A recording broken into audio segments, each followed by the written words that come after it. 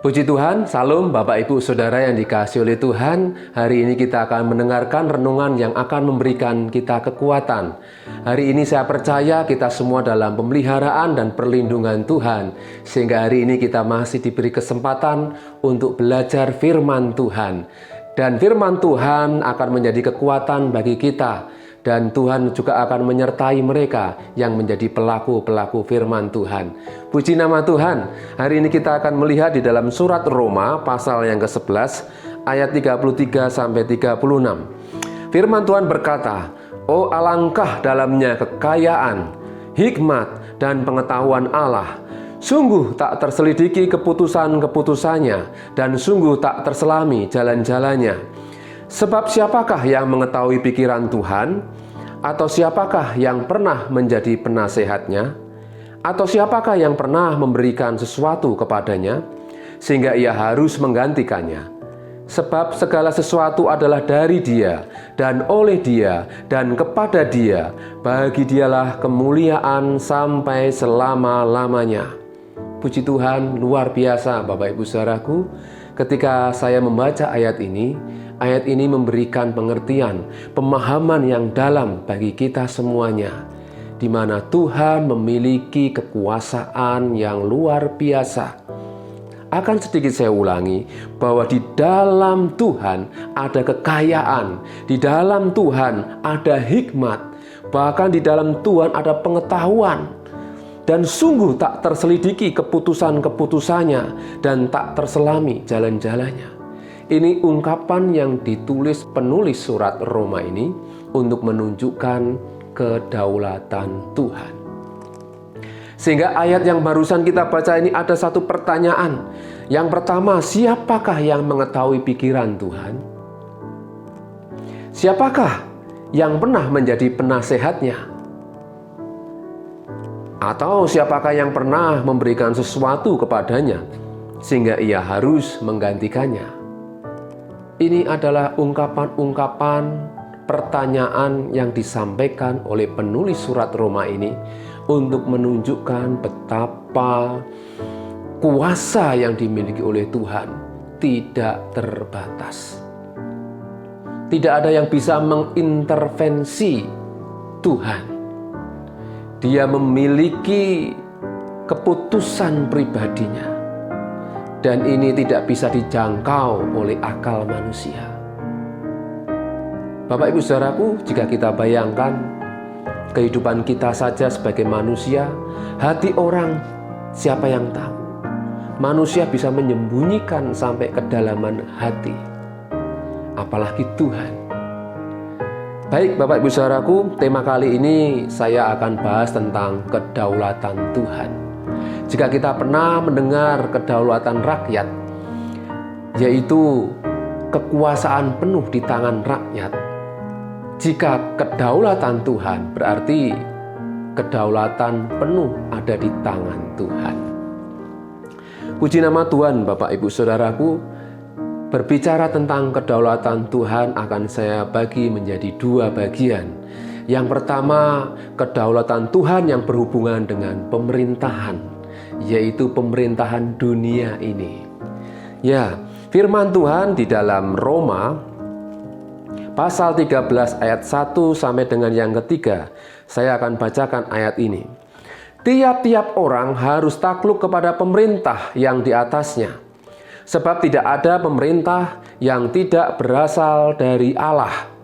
Dan pemerintah-pemerintah yang ada ditetapkan oleh Allah." Jelas sekali ayat ini memberikan pengertian kepada kita bahwa kita harus takluk tunduk kepada pemerintah. Kenapa kita harus tunduk kepada pemerintah? Karena dikatakan sebab tidak ada pemerintah yang tidak berasal dari Allah.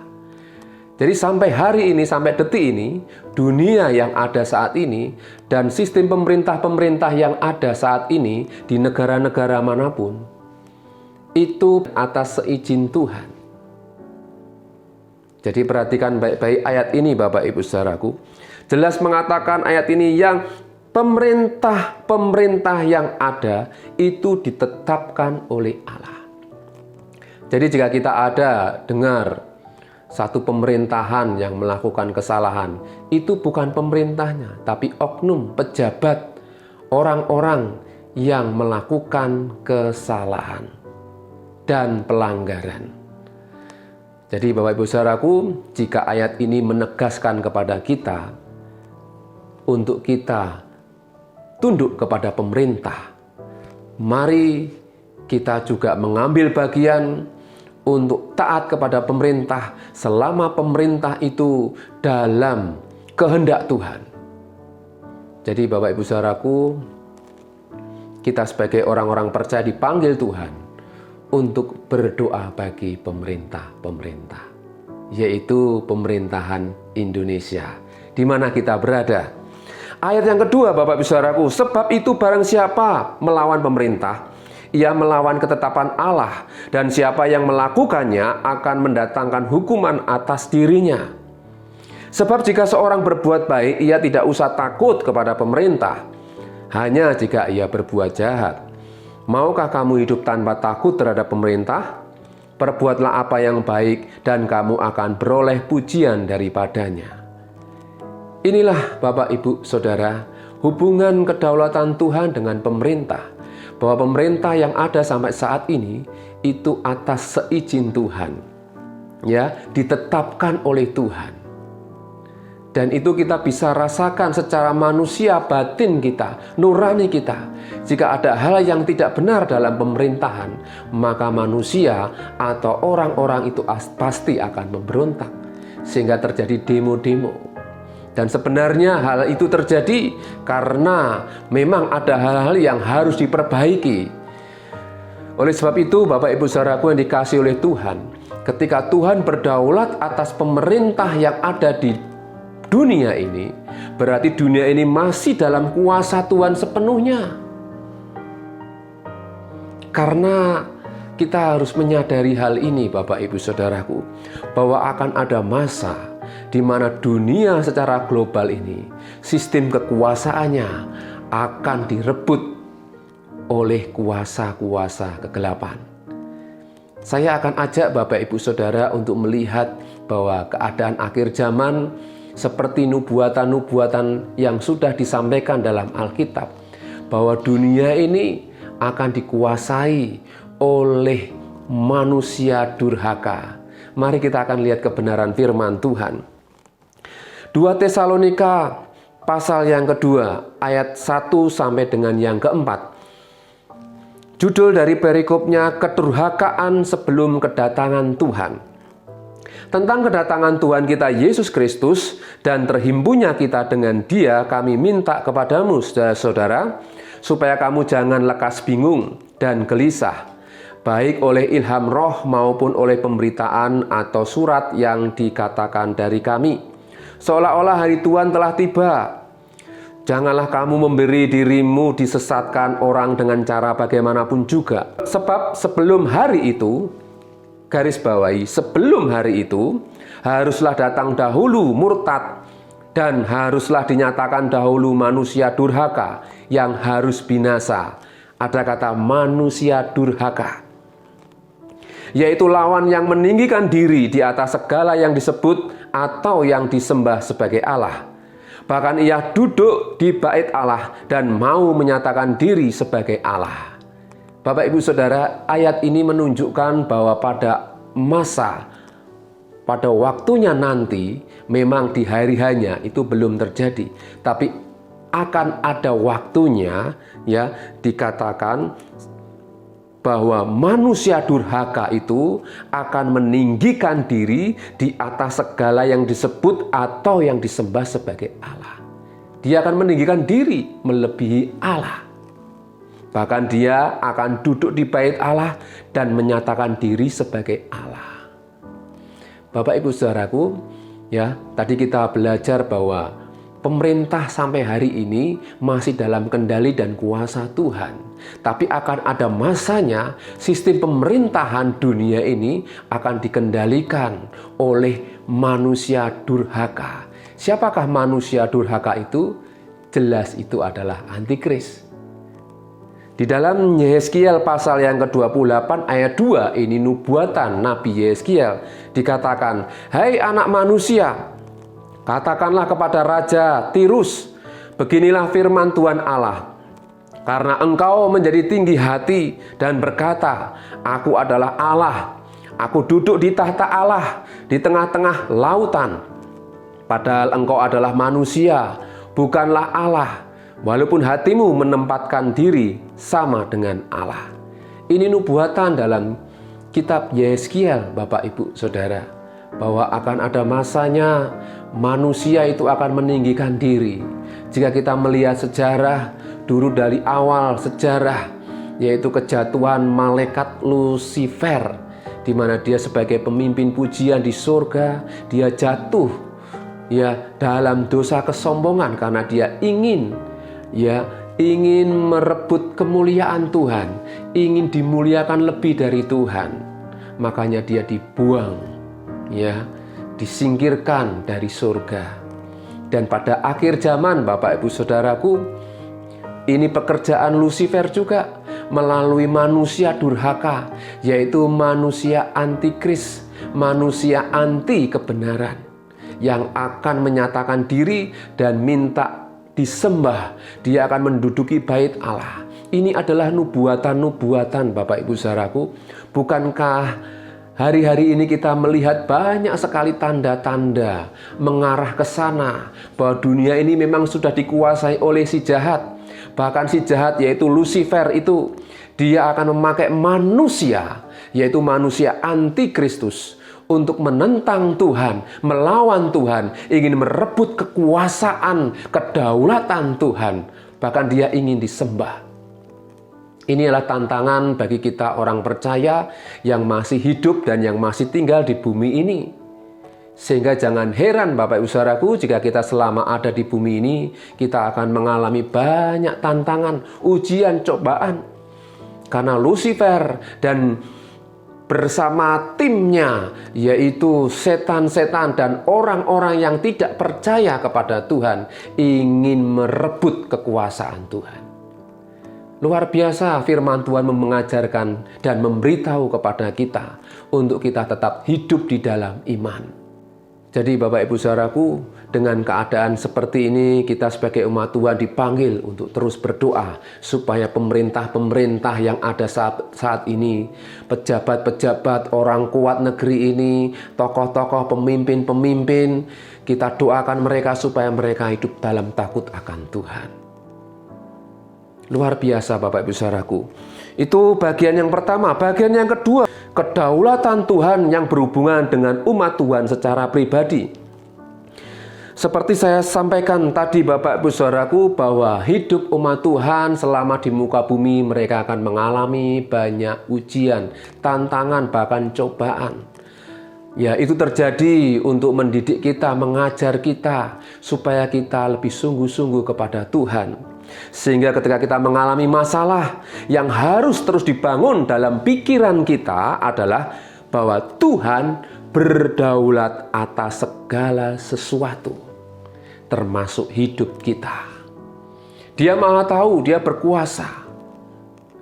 Ya, jadi jika ada pertanyaan Bapak Ibu Saudaraku, kenapa orang baik, orang yang benar kok matinya lebih cepat, sedangkan orang-orang jahat kok tidak mati-mati? Yaitu kita berpikir positif, Tuhan masih berikan kesabaran bagi mereka untuk bertobat. Amin Bapak Ibu Saudaraku. Ya, jika kita melihat peristiwa satu musibah menimpa anak Tuhan, dan anak Tuhan itu kok matinya kok tidak enak begitu, kita percaya mati cara apapun itu tidak berhubungan dengan keselamatan yang sesungguhnya. Ya, kalau kita lihat sejarah murid-murid Tuhan, ada yang dipenggal kepalanya, ada yang mati harus diseret dengan kuda, dan banyak martir-martir yang matinya mengerikan, saudara. Secara kematian mereka memang tidak, rasanya tidak pantas begitu. Tetapi itu bukan menjadi alasan untuk mereka tidak menerima hidup yang sesungguhnya. Tetapi bagi kita yang percaya, ketika kita hidup di dalam Tuhan, apapun yang kita alami, kematian dengan cara apapun, kita akan beroleh hidup yang sesungguhnya, yaitu hidup bersama dengan Tuhan. Ini janji Tuhan, Bapak Ibu Saudaraku. Berbahagialah mereka yang mendengar firman Tuhan dan yang melakukannya. Jadi ketika kita melakukan firman Tuhan, ketika Tuhan harus panggil, Tuhan izinkan kita harus mengalami kematian, kita yakin bahwa kita akan bersama dengan Tuhan. Sehingga kematian bukan hal yang menakutkan bagi orang-orang yang percaya dan yang hidup di dalam firman Tuhan. Luar biasa, Bapak Ibu Saudaraku. Jadi kita harus memiliki kesadaran bahwa ketika masalah, tantangan, ujian, cobaan datang, pada saat yang sama kita ada di tangan Sang Penjunan yang sedang membentuk kita, Bapak Ibu Saudaraku. Jadi berada di tangannya itu berarti apapun yang terjadi kita aman. Dengan kondisi seperti ini, pandemi seperti ini, apapun yang kita sedang alami, jika kita hidup di dalam Tuhan, percayalah saudara aman. Percayalah Tuhan pasti pelihara. Bahkan jika maaf kita harus dipanggil Tuhan, kita juga percaya bahwa Tuhan menyediakan tempat yang terbaik, yaitu bersama-sama dengan Tuhan. Sehingga kita tidak ada kekhawatiran dan tidak ada ketakutan. Amin, Bapak Ibu Saudaraku. Oleh sebab itu, mari kita hidup semakin berhati-hati menjalani hari-hari ini, supaya kita tetap dalam kuasa Tuhan. Kapan manusia hidup di luar Tuhan? Ketika mereka mencoba hidup dalam ketidakbenaran, hidup di dalam dosa yang terus-menerus. Ketika Tuhan masih berikan waktu, mereka tidak sadar bahwa waktu yang Tuhan berikan adalah waktu yang terbaik untuk mereka datang kepada Tuhan, berbalik dari jalannya yang salah. Jadi kita sebagai umat Tuhan yang hari ini masih diberi kesempatan, terus mari gunakan kesempatan itu sebaik-baiknya, Bapak Ibu Saudara. Karena memang untuk hidup di dalam kebenaran itu harus dipaksakan. Kita harus setiap hari diingatkan. Ya, harus setiap hari kita harus melakukan dengan usaha, berjuang, Bapak Ibu Saudara. Jika orang berjuang untuk mencukupi kebutuhan, harus dipaksakan bekerja ini dan itu, apalagi kita hidup berjuang untuk kebenaran, hidup berjuang untuk firman Tuhan. Mari kita bergairah dalam hal ini, Bapak Ibu Saudaraku. Jadi Bapak Ibu Saudaraku, sangat mudah bagi Tuhan untuk memberkati kita, memberikan jalan keluar, solusi dalam setiap persoalan, bahkan menghentikan badai yang kita hadapi, bahkan menolong kita. Tetapi yang harus kita sadari lebih lagi adalah Dia sedang melatih kita dan mendidik kita, Bapak Ibu, supaya kita tidak menjadi anak gampang. Seperti Ibrani 12 ayat 8 mengatakan, tetapi jika kamu bebas dari ganjaran yang harus diderita setiap orang, maka kamu bukanlah anak, tetapi anak-anak gampang. Ini mengajar kita supaya kita semakin dewasa di dalam Tuhan. Keadaan ini, zaman akhir ini, yang tinggal dan yang hidup di akhir zaman ini sedang dan terus digarap oleh Tuhan untuk kita menjadi anak-anak Tuhan yang disempurnakan. Amin, Bapak Ibu Saudaraku. Jadi mari kita jangan gampang mengeluh, jangan gampang kecewa, jangan gampang khawatir, Bapak Ibu Saudara. Jika kita masih dalam kedaulatan Tuhan, kuasa Tuhan, hidup di dalam firman Tuhan, jangan takut. Amin, Bapak Ibu Saudaraku. Ya, bahwa didikan Tuhan jauh lebih berharga dan mulia dibandingkan dengan berkat-berkat Tuhan atau jalan-jalan yang tertutup dibukakan oleh Tuhan. Sekali lagi Bapak Ibu Saudaraku, bahwa didikan Tuhan jauh lebih berharga dan mulia dibandingkan dengan Tuhan membukakan jalan bagi kita dan menghujani kita dengan berkat-berkat. Gampang kalau Tuhan mau memberkati kita. Tetapi segala hal yang terjadi sampai hari ini yang menimpa hidup kita, percayalah bahwa itu Tuhan izinkan untuk mendidik kita supaya kita memiliki iman yang kuat. Amin, Bapak Ibu Saudaraku. Jadi kalau segala sesuatunya mudah, enak, tersedia, semua orang bisa, Bapak Ibu Saudara. Ya, tapi kita harus sadar bahwa dunia ini sudah dalam kuasa si jahat, dan mereka juga punya rencana yang lebih jahat lagi. Oleh sebab itu kita yang hidup di akhir zaman harus lebih kuat lagi mendekat kepada Tuhan. Amin, saudaraku. Jadi kita pun harus memiliki kekuatan yang dari Tuhan. Saya akan akhiri di dalam Ibrani pasal 10 ayat 35 sampai 39. Ini sebagai perikop yang terakhir yang akan menjadikan kita yakin bahwa Tuhan itu mengajar kita. Sebab itu janganlah kamu melepaskan kepercayaanmu karena besar upah yang menantinya. Sebab kamu memerlukan ketekunan. Jadi ayat 36, Ibrani 10 ayat 36 menekankan kepada kita supaya kita bertekun.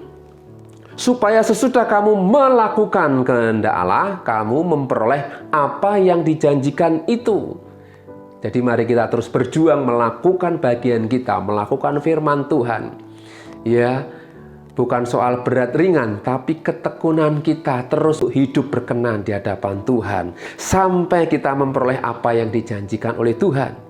Sebab sedikit, bahkan sangat sedikit waktu lagi, dan Ia yang akan datang sudah akan ada tanpa menangguhkan kedatangannya.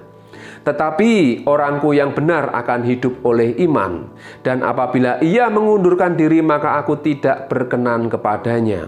Tetapi kita bukanlah orang-orang yang mengundurkan diri dan binasa, tetapi orang-orang yang percaya dan yang beroleh hidup.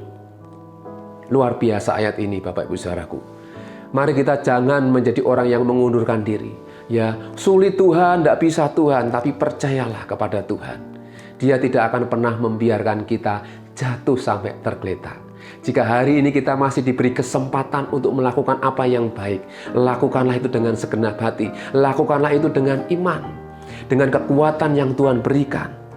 Sehingga akan saya akhiri dengan satu poin saja, Bapak Ibu Saudaraku. Yaitu jika kita percaya bahwa hidup kita ada dalam kuasa Tuhan, dalam kedaulatan Tuhan, maka kita harus bertekun dalam iman. Amin, Bapak Ibu Saudaraku. Jadi pekerjaan kita, anak-anak Tuhan di akhir zaman, terus bertekun dalam iman, yaitu tekun melakukan bagian kita. Apa saja, Bapak Ibu Saudaraku? Hidup dalam kebenaran firman Tuhan. Hidup dalam kebenaran sekali lagi harus dipaksakan. Bukan kepeksa, tapi dipaksakan. Makanya kita harus diingatkan terus. Kadang kita terus dinasihati oleh firman Tuhan yang menjaga kita. Kemudian bagi pemerintahan kita tetap harus terus berdoa. Supaya Tuhan memberikan perlindungan, rahmat, hikmat kepada pejabat, ya, presiden, wakil, para menteri, dan seluruh aparat hidup dalam takut akan Tuhan. Ini adalah bagian kita semua, Bapak Ibu Saudaraku. Jadi sekali lagi, kita sebagai orang percaya dipanggil oleh Tuhan untuk memiliki keyakinan jika hidup ini dalam kuasa Tuhan, dalam kedaulatan Tuhan, dalam kuasa Tuhan yang mutlak. Percayalah, tinggal lakukan bagian kita, maka Tuhan akan menyertai kita. Luar biasa, Tuhan Yesus memberkati. Mari kita akan berdoa. Bapa di surga, terima kasih hari ini kami sudah mendengarkan firman-Mu. Berkati kami semuanya, berikan kami kekuatan iman untuk menjadi pelaku-pelaku firman Tuhan. Jika Engkau berdaulat atas hidup kami, Engkau berdaulat atas pemerintahan kami, Engkau berdaulat atas bumi ini. Ini adalah kesempatan yang baik untuk kami melakukan apa yang menjadi bagian kami. Mampukan kami ya Tuhan untuk bertekun melakukan firman-Mu. Beri kami kekuatan, berikan kami kekuatan. Terima kasih Bapa, berkati kami, keluarga kami, kota kami, bangsa kami. Berkati para pemimpin pejabat negeri ini. Berikan roh takut akan Tuhan, sehingga mereka melakukan apa yang menjadi kehendak-Mu. Terima kasih Bapa. Kiranya damai sejahtera Tuhan melimpah atas hidup kami semuanya, dan kebenaran Tuhan selalu ada dalam hati kami. Kami serahkan doa kami dalam nama Tuhan Yesus. Haleluya. Amin. Tuhan Yesus memberkati.